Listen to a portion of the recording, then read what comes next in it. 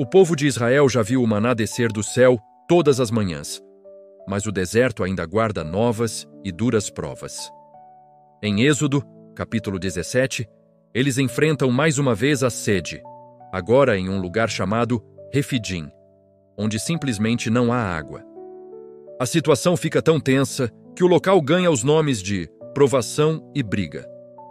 E como se não bastasse, logo em seguida, Israel encara sua primeira batalha armada contra os amalequitas. Uma vitória que será conquistada não apenas com espadas, mas com mãos erguidas em oração. Vamos mergulhar nessa história de provisão e poder. Depois de deixarem o deserto de Sim, toda a congregação de Israel segue as ordens do Senhor e acampa em Refidim. Mas há um problema grave. Não há uma gota de água para o povo beber. A sede e o cansaço logo se transformam em revolta. Eles começam a discutir duramente com Moisés, exigindo: "Dá-nos água para beber." Moisés, já experiente nesse tipo de conflito, responde com uma pergunta que vai direto ao ponto. "Por que vocês contendem comigo? Por que estão tentando ao Senhor?" A necessidade física estava rapidamente se tornando um conflito espiritual profundo, uma crise de fé em pleno deserto. A murmuração cresce e a multidão cerca Moisés. As expressões variam entre o desespero e a raiva. A sede era real, e o povo explode em acusações. "Por que você nos tirou do Egito? Não foi para nos matar de sede, a nós, aos nossos filhos e até aos nossos rebanhos?" A situação se torna perigosa. Moisés, sentindo a pressão e o risco, clama ao Senhor: "Que farei a este povo? Daqui a pouco eles vão me apedrejar."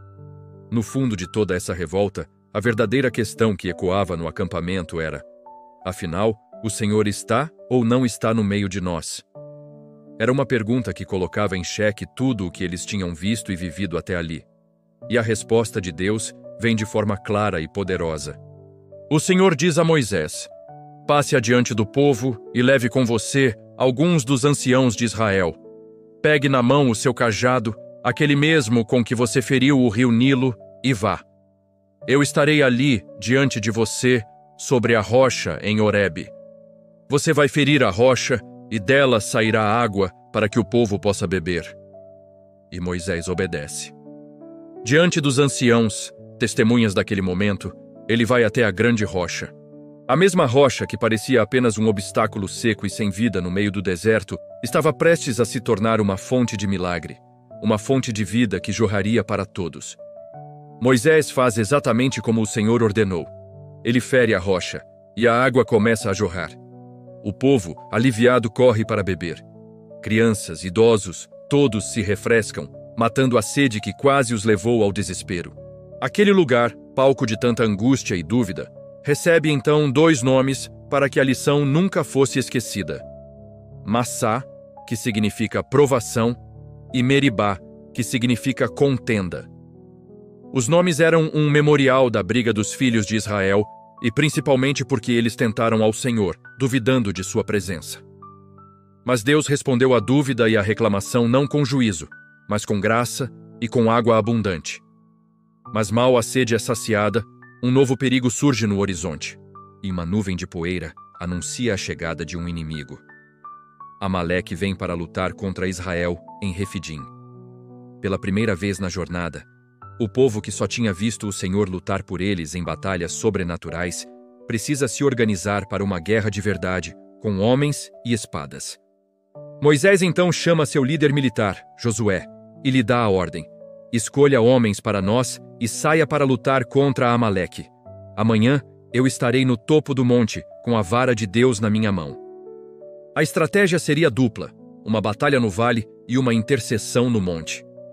No dia seguinte, Josué e seus homens partem para o combate, como Moisés havia ordenado. Enquanto a batalha acontece lá embaixo, no vale, Moisés, acompanhado de Arão e Hur, sobe ao cume do monte. E algo extraordinário começa a acontecer. Sempre que Moisés erguia suas mãos, segurando o cajado de Deus, os soldados de Israel prevaleciam na luta. Mas, quando o cansaço o vencia e ele abaixava as mãos, eram os amalequitas que ganhavam vantagem. A batalha no vale era um reflexo direto do que acontecia no monte. A vitória não dependia apenas da força dos guerreiros, mas da perseverança daquele que intercedia por eles. Manter os braços erguidos por horas é uma tarefa exaustiva. As mãos de Moisés começaram a pesar, a fraquejar. Percebendo isso, Arão e Hur agem rapidamente.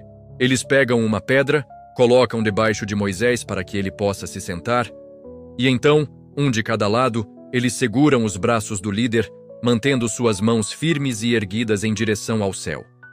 E assim eles ficaram, sustentando Moisés até o pôr do sol. Graças a essa ajuda, a essa intercessão compartilhada, Josué e seu exército conseguiram uma vitória completa, derrotando Amaleque e seu povo ao fio da espada. A vitória veio de Deus, mas foi sustentada por uma comunidade que não deixou seu líder lutar sozinho. Após a vitória, o Senhor dá uma instrução importante a Moisés. Ele diz para escrever tudo o que aconteceu em um livro, como um memorial, e para declarar a Josué: eu apagarei completamente a memória de Amaleque de debaixo dos céus. Então, para celebrar e adorar a Deus por aquele livramento, Moisés edifica um altar de pedras. E ele dá um nome a esse altar, um nome que se tornaria um símbolo poderoso da fidelidade de Deus. Jeová Nissi, que significa o Senhor é a minha bandeira. Com esse ato, Moisés declara que a guerra contra o mal pertence ao Senhor, de geração em geração. O capítulo 17 do Êxodo nos mostra um Deus que se revela de formas diferentes, mas sempre presentes, tanto na provação da sede, quanto no conflito da guerra. Ele é a água viva, que brota da rocha mais improvável, e também a bandeira de vitória que é erguida sobre o campo de batalha. Em nossos desertos pessoais, ele é a provisão para nossa sede mais profunda. E em nossas lutas, ele é o estandarte que nos garante a vitória. Uma das lições mais fortes aqui é que mesmo quando falta água, não falta Deus. Diante de um povo que duvida, que reclama, que pergunta: o Senhor está conosco ou não? A resposta de Deus não é um sermão, é uma ação.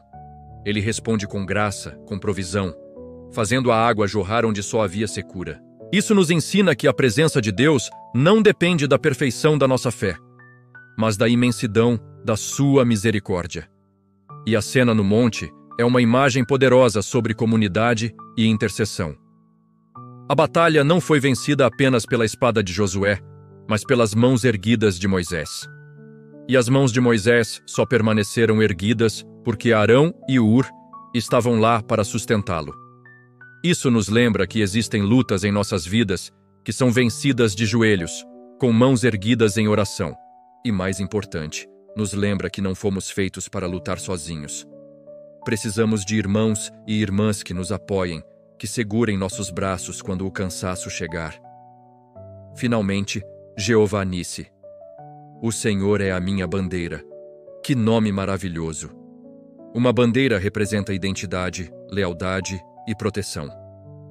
Declarar que o Senhor é nossa bandeira é dizer que lutamos sob a autoridade dele, que pertencemos a ele e que é a sua presença que nos protege e nos guia. Não é o nosso exército, nossa força ou nossa estratégia que garante a vitória final, mas o Deus que luta por nós e nos cobre com seu poder. E assim, o povo de Israel segue sua jornada, deixando para trás a rocha que deu água e o campo de batalha, onde viram a mão de Deus. Êxodo 17 nos ensina que no deserto da vida, Deus não nos abandona nem na sede da alma, nem na guerra contra o mal. Ele é a rocha ferida que nos dá vida e a bandeira sob a qual sempre podemos encontrar a vitória. Obrigado por nos acompanhar em mais um capítulo do Projeto Êxodo. Até a próxima!